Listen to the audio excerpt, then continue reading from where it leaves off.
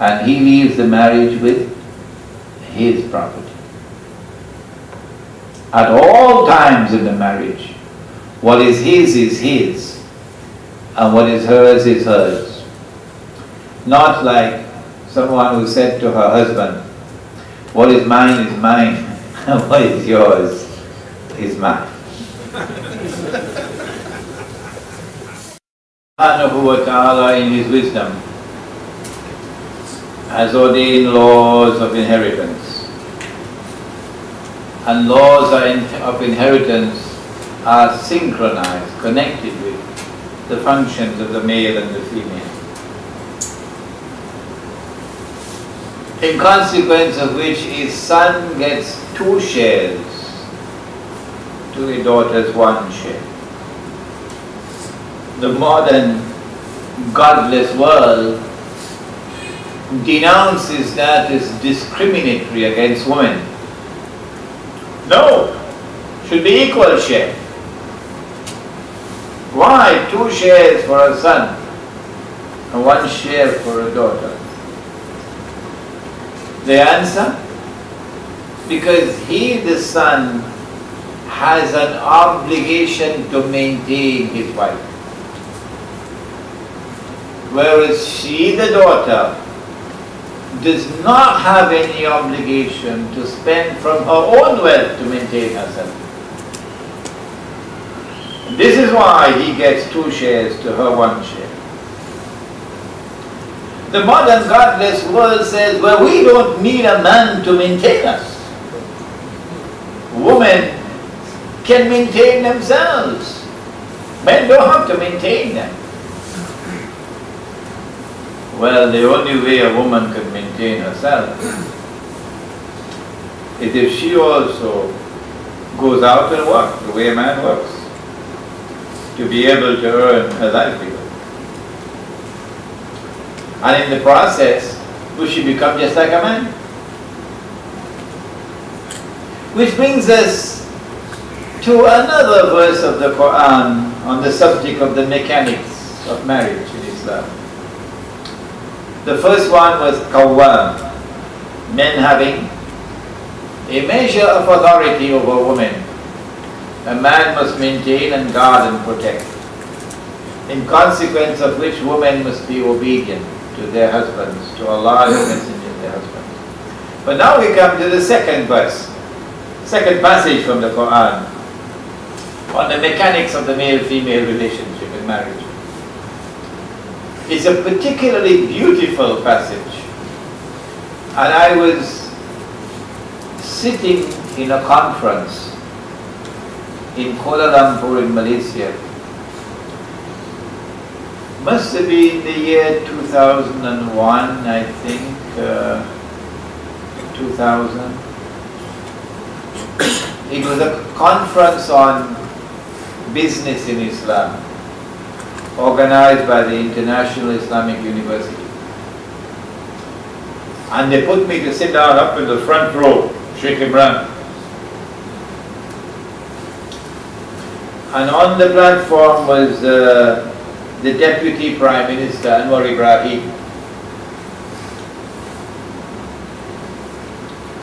And then someone came forward to recite the Quran at the beginning of the program. And as he was reciting, Allah revealed to me what I didn't know before. Praise is due to Him.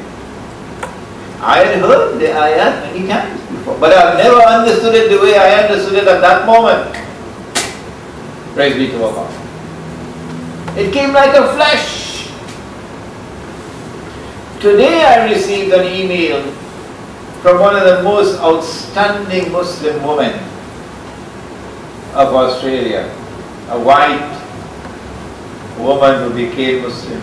I wish she could come to Trinidad sometime. Our sister Shifa Mustafa. Shifa Mustafa wrote to me today saying that she had read an article, an essay I written on the philosophy of gender in Islam. And as she read that essay, it reminded her of a video of a lecture of mine that she had seen. Now Shifa Mustafa had never met me. And in that lecture, I had dealt with this passage of the Quran, and it was absolutely astonishing to her that for the first time she had understood what Allah was saying in this passage of the Quran on the philosophy of gender. Here is the passage. بعد أعوذ بالله من الشيطان الرجيم. Allah says, He takes an oath. وَاللَّيْلِ إِذَا يَغْشَى. He takes an oath by the night. What does the night do? The night shrouds, it covers, it conceals with such beauty and splendor, in such a mysterious way. يَغْشَى. وَالنَّهَارِ إِذَا تَجَلَّى. And then Allah went on to take another oath, an oath by the day. وَمَا تَجَلَّى, and by its bright light, dazzling light, nothing concealed, nothing hidden, everything open, opposite to each other, the night and the day. And then he went on in the third verse to say, وَمَا خَلَقَ الذَّكَرَ وَالْأُنثَى.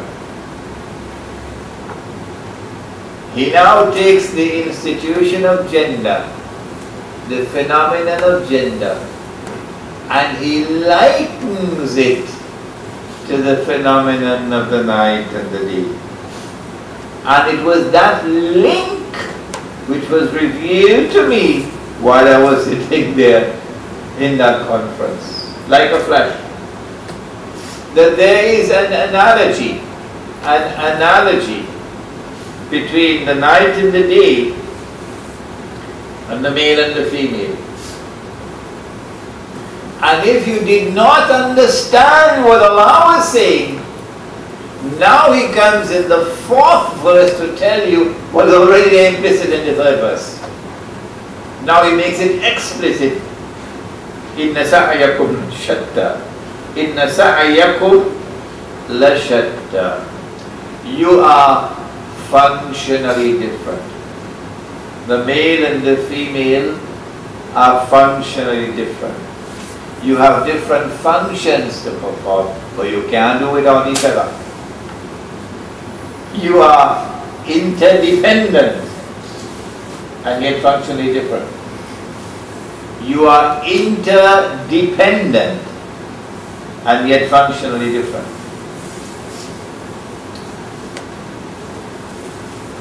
The Prophet said, alayhi salatu wasalam, about the interdependence. He said, women are the twin halves of men. Twin halves. That establishes the interdependence.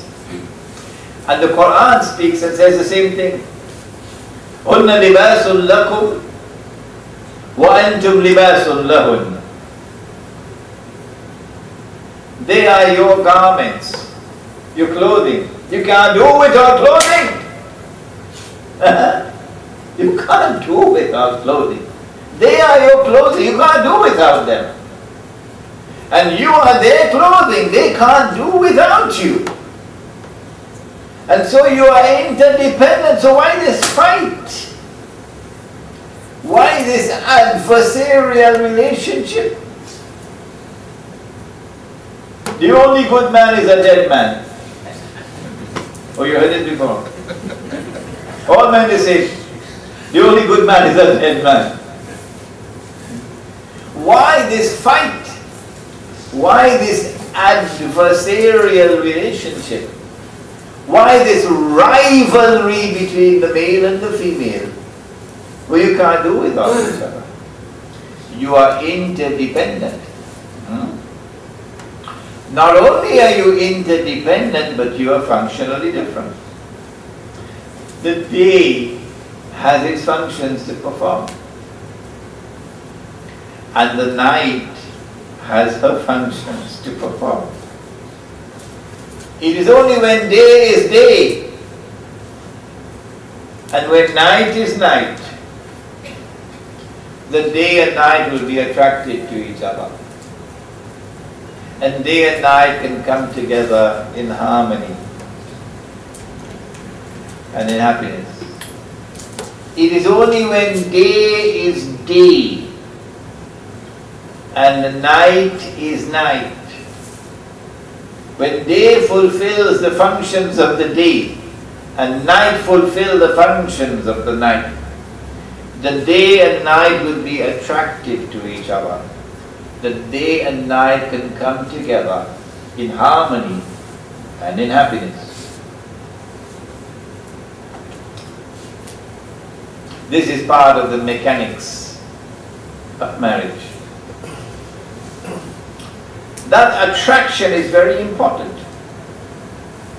The attraction of the male and the female for each other.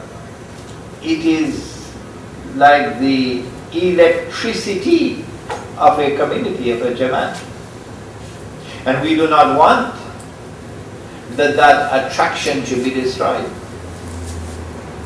You put men to live in one Jamaat and women to live in another Jamaat. Men and women in separate worlds. There are Jamaats like that. No woman in the masjid. A woman went in the masjid. Marabella, the big one. She went to perform her salah. It happened. A senior member of the Jamaat, the Masjid Jamaat, the management, went in front of the woman as she was performing salah and began shouting at her. I have to mention this. I wanted to go into the recording so that future generations will be able to hear what I'm saying here tonight. He began shouting at her, "We don't want any woman in this masjid. Out!" The woman continued with her salah, did not stop. And the man continued shouting like a donkey. When the woman finished her salah, she got up very quietly and peacefully to leave, without speaking a word, without protesting. Even when the woman was leaving peacefully, the man shouted at her as though she was a dog. Because that Jamaat wants to put women in one world and men in another. If you have to address a class and there are women in the class and you're a man, they put up a parda, a screen. So he behind the parda and them behind the parda. And they only hear his voice. It's a dangerous Jamaat. The danger is they put men and women in two separate worlds. But day and night do not belong to two separate worlds. They are interdependent.